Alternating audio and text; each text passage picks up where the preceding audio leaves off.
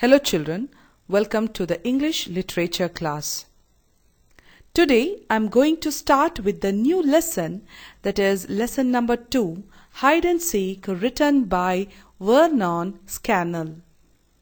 Vernon was born in 1922 and died in 2007. He was born as John Vernon Bain in Spilsby, Lincolnshire. He was British war poet, memoirist and novelist. He served in the British Army during the World War, fighting in North Africa and France. He was at one time a professional boxer and wrote text on sports. He was a soldier and a serious reader of poetry. Childhood is one of the most significant moments of our lives. As a children, I am sure that all have played and are playing the games.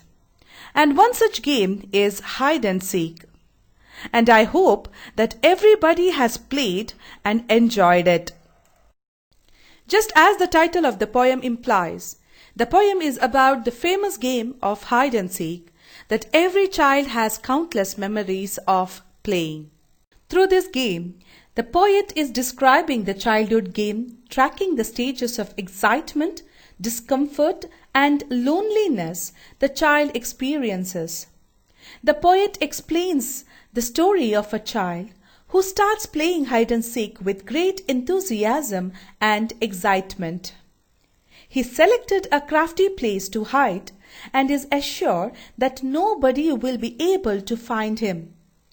In spite of the fact he is uncomfortable, he takes relief in that nobody will be clever to catch him. However, in the end, he played the game a little too long and missed out the opportunity of ending the game with his friends, resulting in being completely left alone in the end. Now children, let us go through the poem. Open page number 18. Yoo-hoo, I'm ready. Come and find me. The sacks in the tool shed smell like the seaside. You make yourself little in the salty dark. Close your eyes tight and hope your feet aren't showing. Better not risk another call, they might be close. Don't sneeze whatever happens. The floor is cold. They are probably searching the bushes near the swing. What's that? The sound like them. They are coming in. Don't breathe or move. Still, someone knocks a can. Now let's understand the detailed explanation of the poem. Stanza 1, lines 1 to 9. These lines describe the excitement of the child as well as the detailed account of the surroundings. The poem is written with a first and second person point of view. It starts off in the voice of the child. The use of exclamation in the first line, Yoo-hoo, I'm ready, come and find me, shows the child's joy of indulging in the game. The boy is calling confidently and challenging his friends to find him. The boy is hiding in the tool shed, which is dark with salty smell around him, which reminds of the seaside. The place smells salty because of the sacks of the sand. Here, tool shed means a small building in which tools and garden equipments are kept. Still, in spite the fact that he could be uncomfortable or afraid, he takes comfort in the fact that no one will be able to find him. The poet talks to the boy. He gave advice to him that he should close his eyes tight and should curl himself so that his feet aren't visible from behind the sacks of the sand he is hiding between, and also cautions him that if he shouts again, he will risk drawing attention to his hiding spot. Another difficulty or problem presents itself in the form of cold floor, but it is immediately overridden by the thought that the children who are seeking the boy will be searching near the bushes. The poet again advises the boy that he must be careful not to sneeze when and if they come searching for him in the tool shed. He also reminds him to be quiet and still. Here probably refers to almost certainly. Now children, let's go through the second stanza. Feet mutter, somebody comes very close. A scuffle of words, a laugh, and then they are gone. They might be back, careful in case they come. They'll try the greenhouse, then in here again. They are taking a long time, but they'll come back. Risk a peep out perhaps, not yet, they might creep in. A good hiding place this, the best you have ever found. It's funny though, they haven't tried again. Can't hear a thing, they must be miles away. Now children, let us go through the explanation of stanza 2, lines 10 to 18. These lines discuss the boy's state when the other children are so close to find him. The seekers come. Here seekers refers to his friends. They stumble and mutter. Mutter means to speak in a quiet, soft voice, especially complaining about something. But the boy is listening to the series of prompt instructions given by the poet.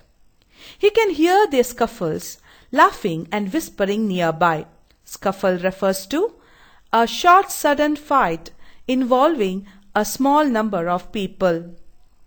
The child instructs himself to be still and ensures that the other children do not realize that he is nearby. Even after the other boys move away from the shed, the boy doesn't come out because the poet keeps on instructing that his friends are all searching him nearby, so they might be back any time. The poet also cautions him to be very careful as they are near to the greenhouse, and then they will come back again. Though they are taking long time, but they will come back soon. Now the poet is asking the boy not even try to peep out of the shed, otherwise they may find him. The child waits as he decides that the other children must be searching and wondering where he was, all the while marveling at his cleverness for being able to find such a good hiding spot. But the boy later on realizes that the other boys haven't tried again to come back in search for him in the tool shed. Instead, they have moved far away from the place. Now let's go through the third stanza. The dark, damp smell of sand is thicker now. Give them another call. Yoo-hoo, come and find me. But they are still elsewhere. They will think you are clever, but ask you where you hid. Don't tell them.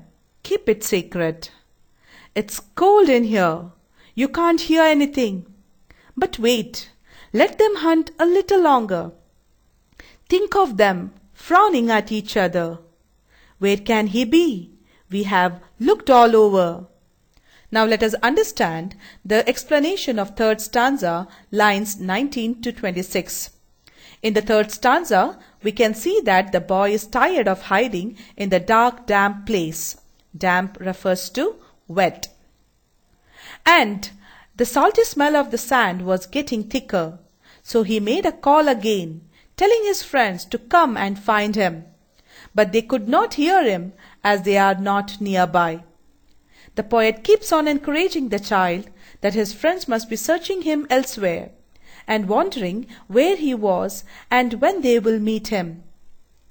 The friends will think that boy was clever. They will ask the boy about his hiding place, but the poet instructs the boy not to reveal the secret. Now long time passes since they departed. It was getting cold, but the poet still urges to wait there and let his friends search him little longer and let them frown at each other. Frowning refers to bring your eyebrows together to show that you are annoyed.